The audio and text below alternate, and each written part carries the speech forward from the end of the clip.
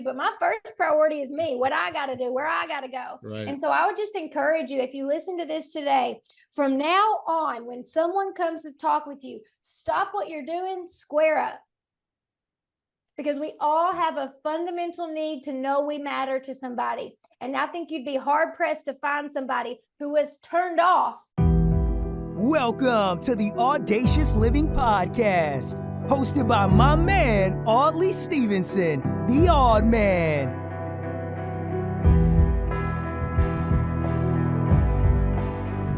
Greetings and salutations, it's Audley Stevenson, and welcome to another edition of the Audacious Living Podcast. This is actually the first episode of 2024, so happy New Year. Of course, this is the most audacious podcast the internet has to offer, and it continues to be my ongoing goal to help our listeners live their best audacious lives ever. This is episode 242 of the podcast, and I'm super happy to kick off the new year with Alyson Van Hooser as today's guest. It's always a pleasure to connect with Alyson, she's actually been on the podcast before, and when I heard she had a new book that's coming out, I knew I had to get her back on again. The book is called Infinite Influence, Captivate, Connect, and Compel Anyone, Anytime, and it's a powerful lesson on building influence by meeting the paramount needs of others. I'm going to leave it there because it really is an insightful conversation that you're going to appreciate so much and gain so much insights from. So without any further ado, here's my conversation with Alyson Van Hooser. Enjoy.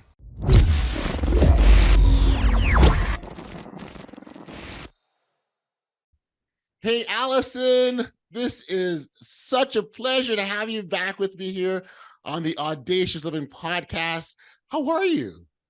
Audley, I'm doing great. I'm excited to be here with you. It's a Friday morning, so both of us are feeling really good kicking off this episode.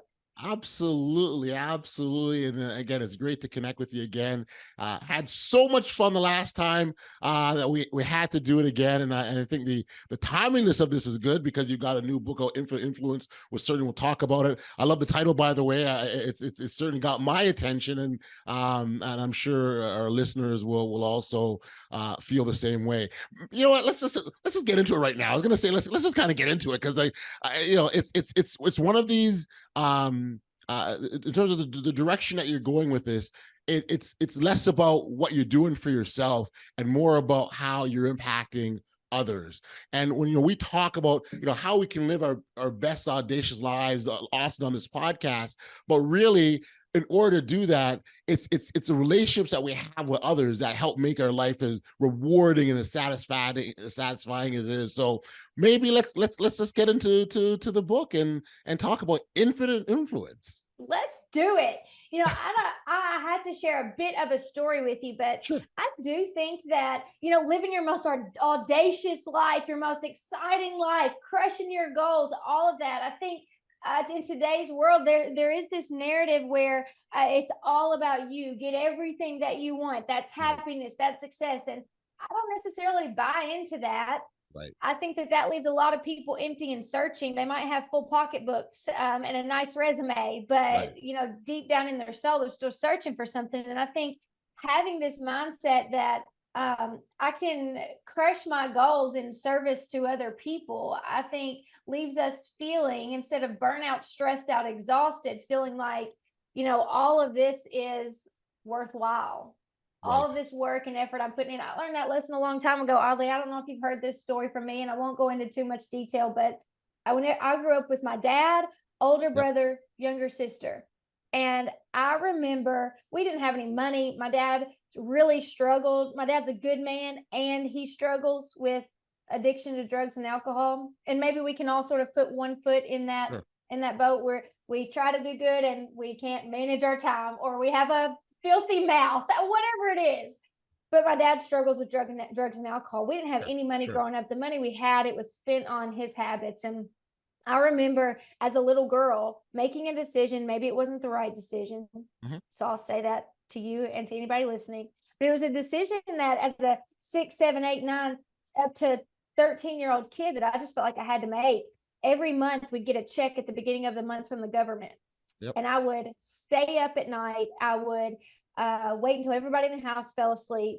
And I would run into the living room. I'd get $20 out of my dad's wallet and I'd run it back to my bedroom and I'd tuck it away. And then I'd wait because we would end up blowing through that money from that check overnight. We would make our way around our community to food pantries, to friends and neighbors' houses.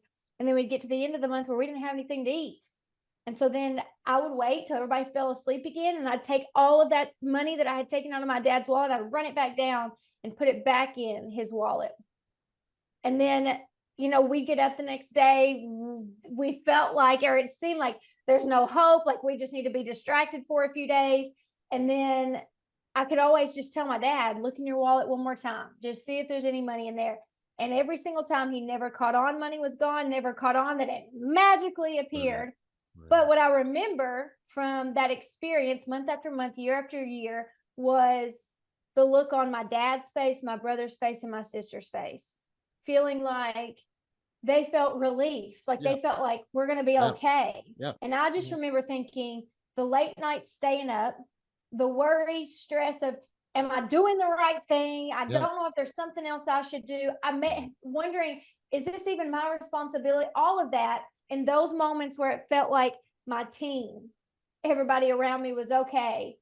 I felt like all that work was worth it. And with that in mind, this Infinite Influence book, I've even written in there, like, I hope that you use this infinite influence strategy to do good in the world, to help other people, because all the things I'm going to ask you to do, it's simple. What you're required to do may not always be easy, but it will work. And it's my hope that you use this strategy for good and to help other people. And that'll leave you in a really good place emotionally, mentally, and hopefully in other ways too. I just love the hope that it does a lot of things. So first and foremost, but the hope that it encourages, right? It encourages individuals to be hopeful. And that's such a powerful, when you can leave that with individuals, that's powerful, not only for the moment, but beyond. And then how they influenced others around them, encouraging that hopeful nature, that spirit of, it'll work out. Something will happen. Let's keep pushing. Let's not quit. Like, there's so many themes that come out of that. That's so powerful. Really, really is, Alyson. Oddly, do you want to talk about how to build infinite influence? You want me to give you this strategy? So, look, I think the starting point comes down to what each of us individually bring to the table. Right? We all have our own unique strengths, our gifts, our skills, and really, really leaning into those and really saying, okay, this is what I can do. And what happens when you take that moment, and then, this is my perspective, when you take that moment and lean into that, you're then all of a sudden you're sort of looking for opportunities where you can plug in. Okay, this person needs to hear this, and you're jumping in and offering that. And and perhaps in the moment it's really, really needed. Like, maybe in this exact moment, this is exactly what Alyson needs, and maybe she doesn't. But in either instance, I feel there's a level of appreciation that comes out of that. Oh my gosh, Audie did this for me. This is great. And this is exactly what I needed. Right? And whether you fully appreciate the moment or later on, I still think that has an impact. And so we're talking. So for me, influence and impact, they work hand in hand. They just do, right? So that's for me, that sort of comes off the top of my head. You make me think about when you talk about we all have strengths and skills. I do believe we all have our own strengths, our own skills, our own gifts, our own purpose, and uncovering what that is for each person. Because once you do that and you live that out, you'll become more fulfilled, living that audacious life. Got it. When you do that, it's gonna serve you and it's gonna serve the people around you better. When you say you have your own strengths and skills, and then you look for opportunities. When I think about how did I land here, some of you all were privy to the discussion Audley and I had before we actually hit record. We were talking about, can you believe this is our life? We are doing exactly what we want to do. And we would want that for anybody who listens to this. We want that to be your story too. For me, how did I get here? I have to look back and say, what was someone bigger than me preparing me for all along the way? What skills did he give me? What are my strengths? who are the people around me that I need to connect with that will open doors to the next adventure for me. So I would encourage all of us to consider for a moment, what are my natural strengths, skill set? What's my gift? And then we live out our purpose by applying that to the people around us. And I want to add something to this, Alyson, because I think it's really, really important. Oftentimes, and I think a lot of us do this, where we have this thing that is natural, that's innate to us, that we don't have to think about it. We just naturally do it. And we take that for granted. We don't see that there's something in this that, hey, because it's natural, it's not work. It's not hard for you.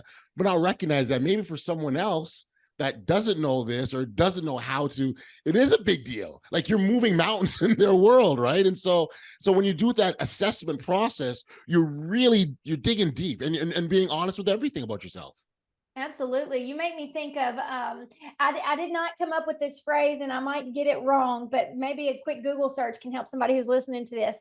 There was some sort of quote I heard a while back that the sentiment has never left me, where it's, what you've walked through something, you have been through something in your life, which means when you share your story, that becomes a roadmap for someone else to live theirs. And that's just the thought that comes to mind as I hear you say that. Whereas you may be really good at something natural for you, and somebody else, they may think you're incredible, and we have to share that with people to help them.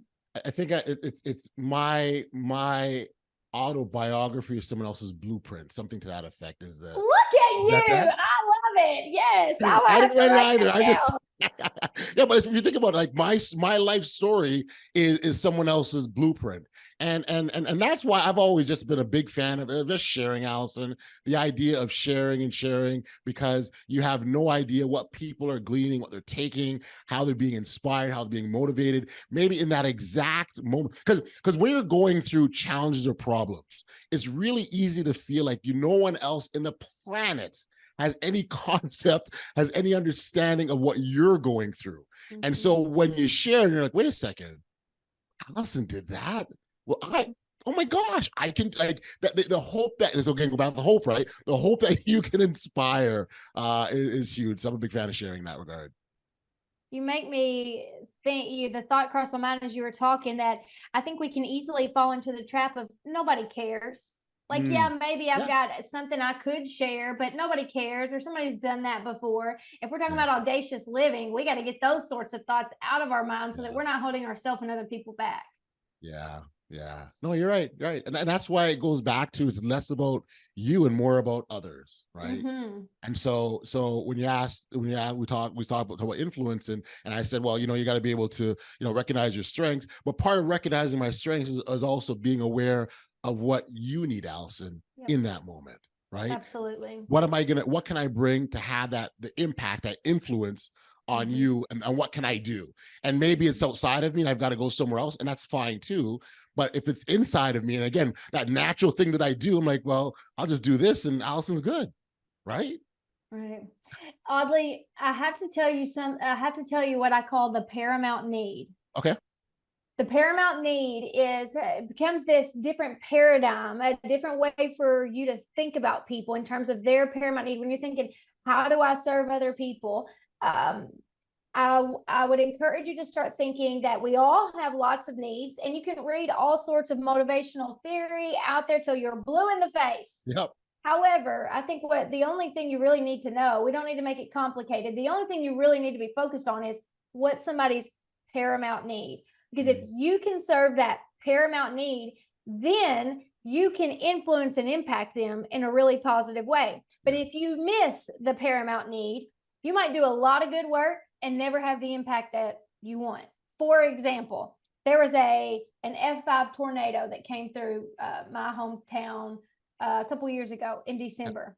Okay. And there were so many kind, generous people across the country that swarmed our area and brought in resources for us. And right out my back porch, I can see a church parking lot. And there were people whose homes were totally destroyed, neighborhoods totally gone. And I remember looking out my window and I see this church parking lot filling up with pallets of bottled water. Wow. So much so that they had to move to another church parking lot in order to fill that up. Beautiful. And while there were so many people doing good work, serving a need. Did everybody in our community need water? Yes. Right. However, there were also people saying, my kids need shoes. I need a heater. And I go back to, there were a lot of good people doing a lot of good work and not having the impact that they want. Their good effort was falling on cold pavement. And when I think about infinite influence, I want to make sure that every single action we take is having the impact that we want. And when the paramount need, the best way to uncover the paramount need is to, before I think about before I act on what can I offer, you're asking the question, what do they need? It's less about me and more about them. And less really about me, more about them. Yes. Yeah. I like that. I like that. That's such a powerful question. What do they need? Like, what can I do for that person?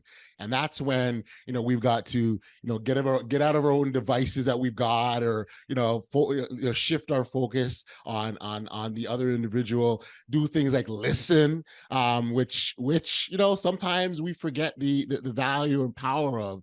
I think, one of the most, and I taking the coaching world, but one of the most powerful things that you can do is, go to someone and say, ask them about themselves and just stop and listen, and stop everything and just listen. That's powerful. You're so right.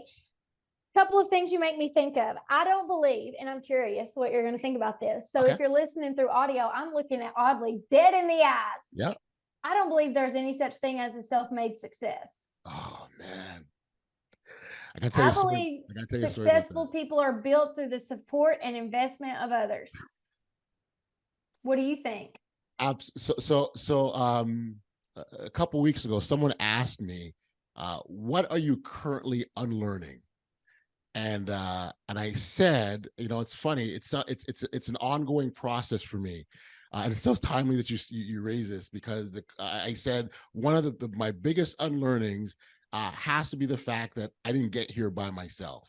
It's very easy to go, I'm a self-made man, and look around me, and everything I've done is as a result of my own efforts and my own sweat and my own tears, and that's such a fallacy. It's not true. We didn't get here alone, and I think that belief, what that does is you don't give value, or you don't recognize the input that we've gotten from other people. If someone stopped you one day and said, hey, you're doing a great job, that's encouragement. That gives me the motivation to move forward. That's help. And so, as small as that may be, that is something that was given to me. That person didn't have to. They didn't gain nothing from it, but they wanted me to know. And so it's still something I'm continuing to unlearn. I recognize, but every so often you sort of fall back and go, I'll just do it by myself. And no, there's nothing wrong with asking for help. There's nothing wrong to looking to support for others. So I do absolutely agree with you. It's something that I personally struggle with, but it's an unlearning that I'm continuing to unpack. Thank you for your vulnerability and sharing that. Mm-hmm. I think when I think about you doing reflecting, looking backwards, how powerful that'll be as you move forward. When I think about living your most audacious life and building infinite influence, my mindset goes to what's next. And if I have this understanding that there's no such thing as a self-made success, then I need to be thinking about, how do I get other people to be motivated to invest and support me? Yes. And, there's some people might confuse motivation, influence, and manipulation.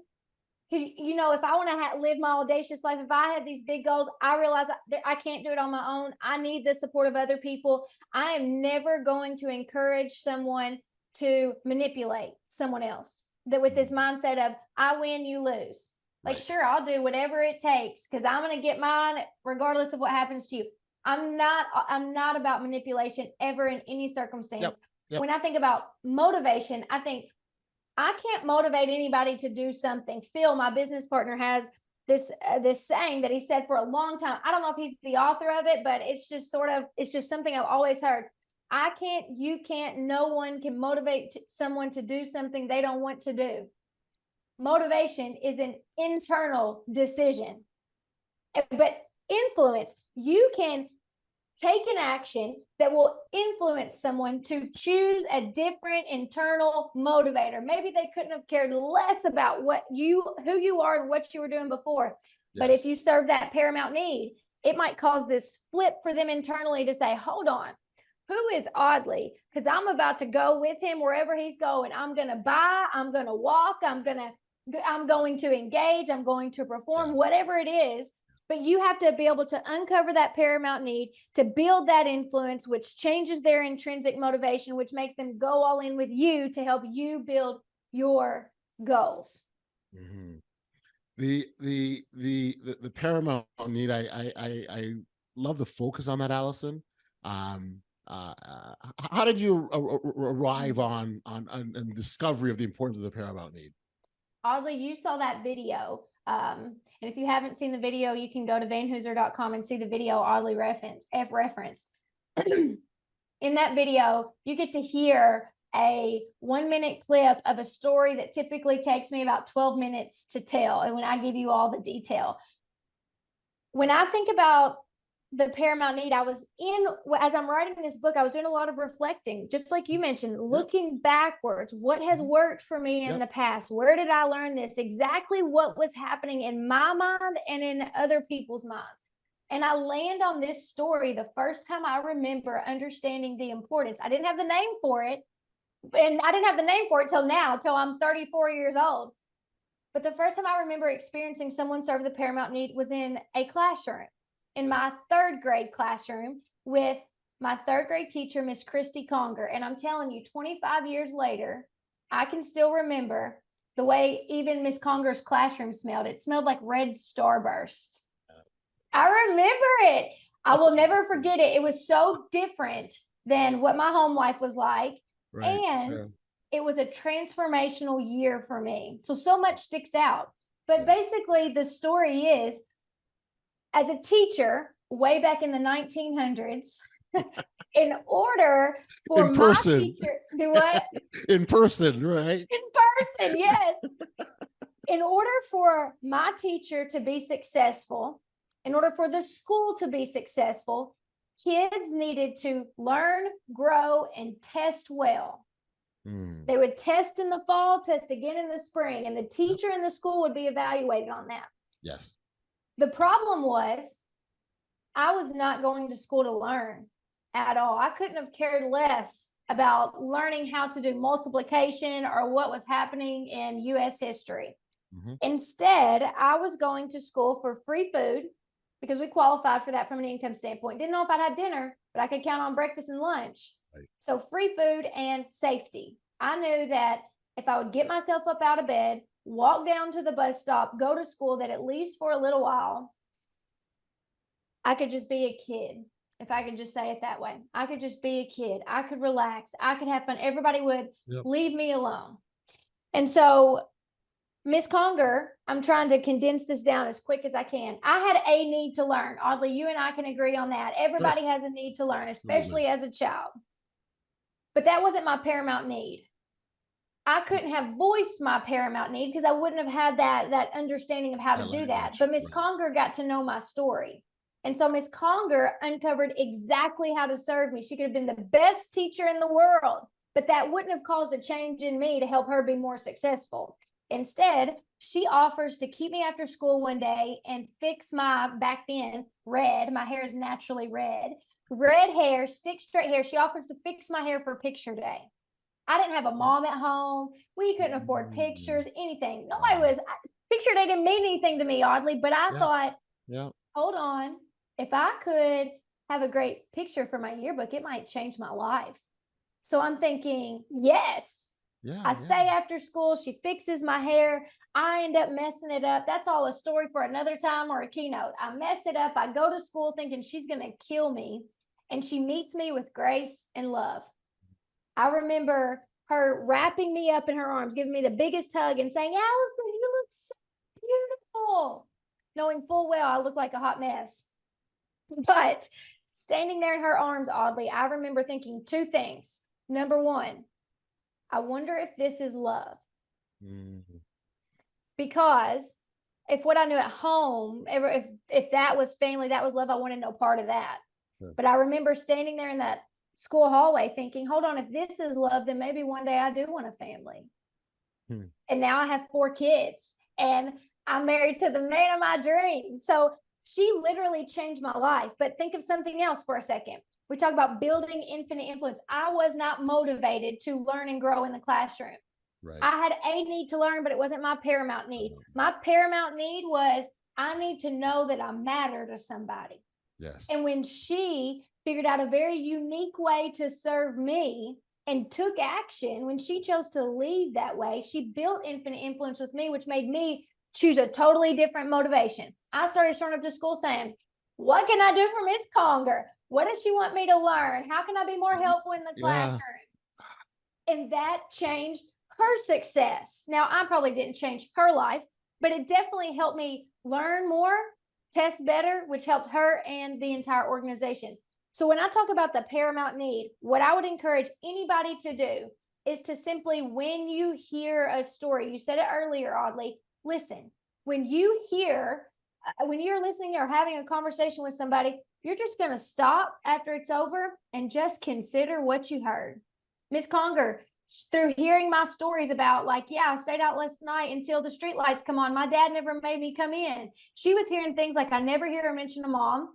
Right. Her dad's not paying any attention to her, right. Which means she just came up with this unique way to serve me. I would just encourage you. It's not rocket science. Building infinite influence is not rocket science. It's just being intentional about listening and serving the people around you. Oddly, I hope I didn't bore you with that story. No. Okay. Honestly, I would have taken the 12-minute version. Honestly, it's a great story, and it's because it's so powerful. So no, not at all. And I love the simplicity of the concept, Alyson.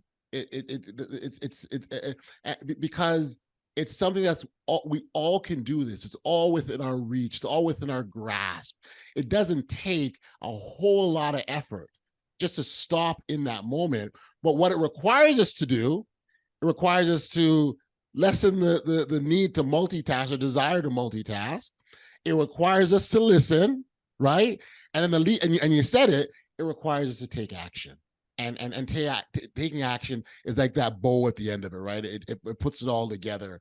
I remember, and maybe this happened too. I can remember many instances where someone will approach me and say, remember that time you did this? Man, you have no idea how much you helped me, and I'm glad I did, but I don't remember. And the reason why I don't remember it because it wasn't a conscious, I'm going to do this. I'm going to make this happen for Alice or make this happen. So I was just doing what I felt was necessary in that moment. And I moved on to the next stage in my life or whatever I was doing next. But it had an impact. It resonated with that individual. And I think if we can get to the point where we're just doing it subconsciously, oh my, no, like real Alyson, I'm talking, this is really powerful stuff. If we can just automatically just impact without thinking, without having to be deliberate. And there's nothing wrong with it. I mean, what I'm talking about is the ultimate goal here, but if we can just operate automatically. Wow. I'm right there with you. I have cold chills. I'm right there with you. And you get there, the longer you do something, it becomes automatic, right? I mean, if you start eating green vegetables and drinking more water, it might be challenging at first, right, even though it's a simple thing to do, but eventually you go to the grocery store and you skip the Cheetos and the Dr. Pepper and you just naturally go to where the vegetables are. So it can become automatic default with even less time spent trying to uncover that paramount need in the next right action. Yeah. The next right action. I love that. I've always been a fan of that phrase because the next right action is always big. And then, so let's talk about some of the things that the benefits that come out of this, because it really, first of all, it applies to so many different contexts, whether it's in the business space and our personal relationships. There's universal applications. I wonder if you could expand a bit about some of these benefits and what we have the potential to do. Yeah, absolutely. You're exactly right. This applies to every single human interaction that we have. So how I can think of just some quick ways to apply it. I will think about marriage for a moment in case anybody in here is worried about having a relationship with another human being. I'll take me and my husband for a moment. Everybody has this foundational need to feel heard and like they matter to somebody. So me and my husband's name is Joe. Me and Joe are having a conversation. If I want Joe to feel respected, heard, like he matters to me, then when Joe is talking, I have learned, because I know his story, I understand his paramount need. In order for him to feel heard, I need to be very quiet. I need to maintain eye contact, listen, do not interrupt. And when he's finished, I need to ask him a question about what he said or make a comment about it. And that will make sure that Joe feels respected and heard. And if Alyson wants to feel respected, heard, as if my husband is engaged, the way he would then listen to me must look very different. For example, if I'm sitting there and I'm sharing something with Joe, and Joe sits there quiet the entire time, looking me dead in the eye and doesn't say a word, I'm going to be thinking, are you listening? Are you in there? Are you zoned out? Are you in your nothing box?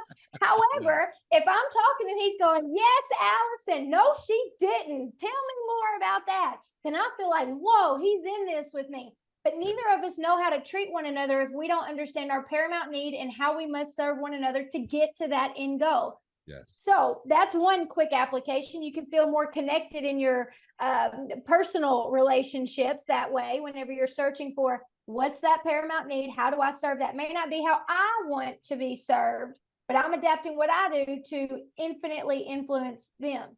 Another application would be at work. So 90% of my work is corporate based. We're talking about business. We're talking about teams, employees. So one of the things I talk about, even in this book, I tell a story about an employee who is the best, the MVP on the team. And the executives are thinking, I name him Tyler in the book. That's not his real name. They're saying, Tyler's going to leave us. Like, I can feel it. Like, he's not going to be around here forever, and we need him. So they go to Tyler and they say, Tyler, what do you need from us in order to stay here, build your career here, continue working here? We're worried you're going to get burnt out. We're worried you're going to get bored. Tyler sleeps on it, comes back to him and says, you know, I like my job from a technical perspective. I can keep doing this. And I just really want to feel like I'm achieving something. I just need to feel like I'm not just stuck doing the same thing all the time, but that I'm achieving something in my life. That will keep me motivated to stay here. So as they're thinking about, man, they didn't use these terms, but how do we influence Tyler to stay here? If they're thinking, they hear him say, I need to achieve something, and they run it through their own perspective. And they start saying, you know what? There's no opportunity here for him to move up. And we can't double his salary. So, man, it stinks that we're in this situation, but we're going to lose Tyler. Tyler ends up coming back and he quits. Okay. Before his 2-week notice is up, I get to have a conversation with Tyler one-on-one. And I'm asking, Tyler, what happened? What action could they have taken to influence you to actually stay? Right. He tells me the story about saying, I want to achieve something, tells me that number one, they never followed back up. They never followed up and said, we can't do anything. So that's a mistake there. It's a conversation for another time. But the second thing, I start thinking, you know what? I've talked with the execs. I know their understanding of achievement, what they feel like achievement looks like. But let me just ask you a question, Tyler. What does achievement look like for you? Takes a minute, thinks about it, and he says, well, this may seem out of the box. So you have to know that Tyler's about my age, about 34. Okay. And they're changing the way things are done in the workplace. Tyler says, I don't know, Alyson. I mean, I guess, if they would have changed my work schedule, let me come in an hour later and paid for a personal trainer. I'd love to run a marathon, Alyson. And if they would have made those changes, I could have still felt like I'm achieving something. Yes. I could have still done my job very well. And as I'm hearing this, I'm internally going, dang. If they just would have uncovered the paramount need and ran it through Tyler's lens and not their own, they would have paid $2,000 for a trainer. changed up Tyler's schedule and kept their most valuable player on the team. But instead, they didn't have this infinite influence strategy. I hadn't written the book yet. I hadn't taught the concept to them yet. So they lost their MVP. So when I think about infinite influence, you do not treat other people the way you want to be treated. Now, hear me out. I believe in the golden rule and the author of the golden rule. I think we can all agree on the end goal, but how we achieve the end goal can be very different in today's radically diverse world. So you're asking more questions of, tell me what the story would look like if you're achieving something here. And they might just give you a different idea on how to serve somebody, which I call an unfailing compass for exactly what to say and do to infinitely influence anyone, anytime, to walk with you through the fire and help you both achieve mutually successful goals. Oh, I love it. Especially like walking through the fire. Oh, man. I'll give you one last application. If anybody in here has to communicate for a living, and I would say we all do. If you work inside of a business, you're talking with team members. If you have a family, you're talking with people. Something to consider is, what do people need to hear for you to immediately get their attention? One of the things I have to do, so I'm 34. Typically, the rooms I'm speaking in, I'm the youngest in the room. I'm also from, at least here in the U.S., I'm from what we consider the South, and I have a Southern accent, which in general, people think young, blonde, and from the South, so must not be very smart. One of the things I do right off the bat when I'm giving a presentation is I will tell some sort of story about where I came from. Because oftentimes people's paramount need before they'll ever listen to the information is they need to trust me. They need to see that they can actually learn something from me rather than discounting me. So in order for me to serve their paramount need, I've got to tell a story about myself. So before you try to accomplish something, before you share information, before you share a vision, before you communicate something, announce something, I would just consider for a moment, how do I get the trust and buy-in from the people in the room right off the bat? Yeah. The trust is so big. And without that, you can't make a whole lot of progress if people aren't believing and trusting you. I just want to go back to the story with Tyler for a second, because one of the things that stands about that story, the whole bunch of things about that are great. But at the end of the day, it was less about the work and more about what he needed for himself. He was happy with the work. He enjoyed the work. He loved the work, but that wasn't the issue. And if we're paying attention, Alyson, if we're paying close attention, people will tell us exactly what they want. They will exactly tell us if we're paying attention. Now some will make it very overt, and we can't help. There's no way we can miss it.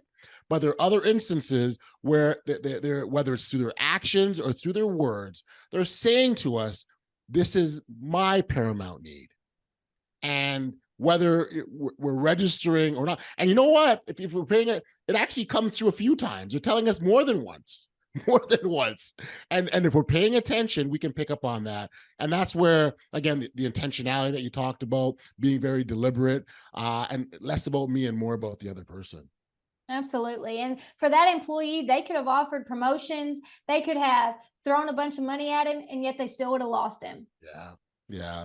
What question you make me think of, and then I know we got to start wrapping things up, but you've said it multiple times. You said, don't multitask. Pay attention.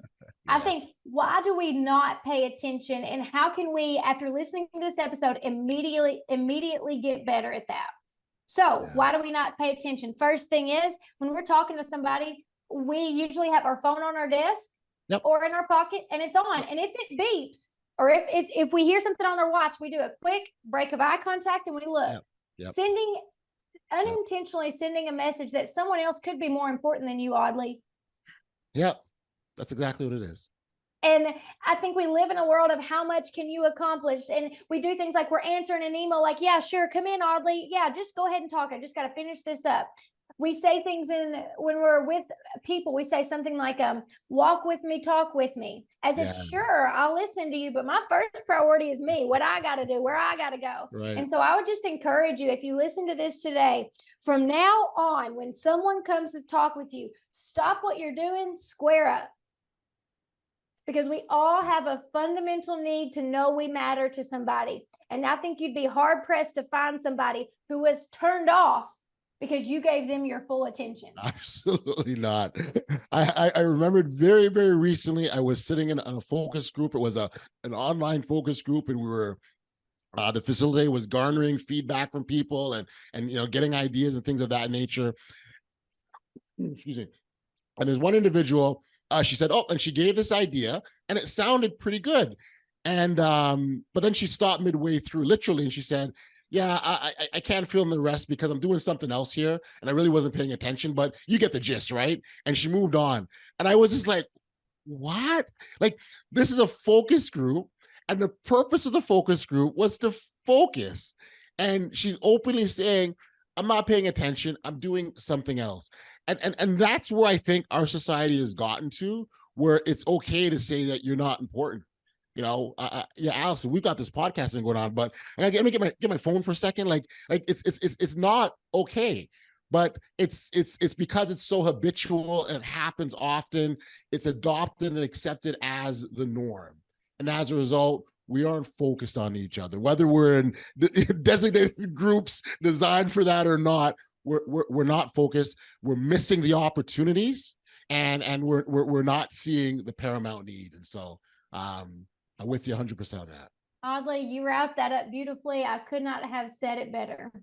Awesome, Alyson. Give me the full title of your book, because I love it. I mean, the title "Infinite," that's powerful, but I love the subtitle as well. Thank you. Infinite Influence. Captivate, connect, and compel. Anyone, anytime. I love it. I will certainly encourage our listeners to pick up a copy. Absolutely check it out. Alyson, you've done a fabulous job. Thank you, as always, and for being here on the Audacious Living Podcast. Is so much is appreciated. And keep up the fantastic work. Thank you so much, Audley. I'm wishing you and all the listeners huge success. Very good.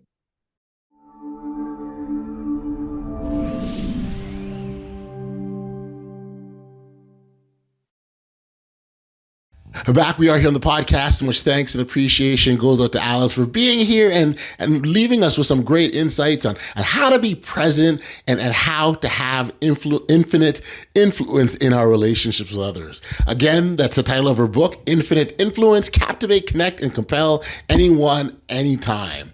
Be sure to check out the show notes and pick up yourself a copy. So thanks again, Alyson, for being here. It's, as always, thank you. Appreciate the time, and please stay awesome. I really appreciate the entire conversation I had with Alyson, but if there's just one thing I take from the chat that we had, it would have to be this. In today's fast-paced world, it's too easy to get caught up in a whirlwind of distractions, multitasking, and constant connectivity. As a result, our ability to truly be present and give others our full attention has become increasingly challenging.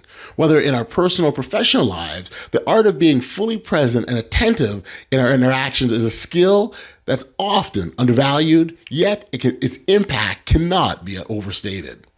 In our personal relationships, being present and attentive is the cornerstone of meaningful connections. How many times have we found ourselves in conversations with loved ones only to realize that their minds were elsewhere, preoccupied with their thoughts of work or social media, or on to the next task on their to-do list? I know I've certainly been guilty of that. In those moments, we miss out on the opportunity to truly connect and understand the people we care about. By giving our full attention, we convey respect, empathy, and a genuine interest in the thoughts and feelings of others. This, in turn, fosters deeper, more fulfilling relationships built on trust and understanding. Now, in the professional sphere, the ability to be present and attentive is equally crucial. Whether it's in a meeting, a client interaction, or a collaborative project, being fully engaged can make all the difference.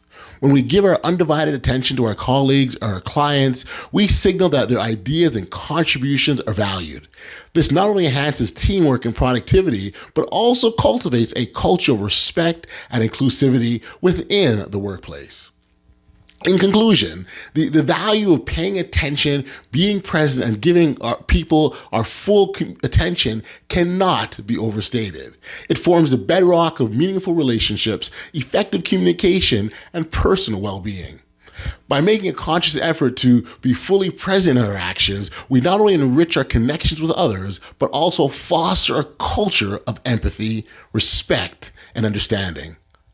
In a world that moves at breakneck speed, the simple act of being present has an audacious power to transform the way we relate with one another, both personally and professionally. We've sadly come to the end of another episode of the most audacious podcast the internet has to offer. And as always, I send my thanks and appreciation to all those lovers of audaciousness and wish you again a tremendous, tremendous new year. We will continue to do our part here on this podcast as long as you continue to do yours. Until next time, stay safe, be kind, show love to one another, and be audacious. You've been listening to the Audacious Living Podcast, hosted by Alyson Stevenson. If you enjoyed what you heard, be sure to like, subscribe, and share. Until next time, be audacious.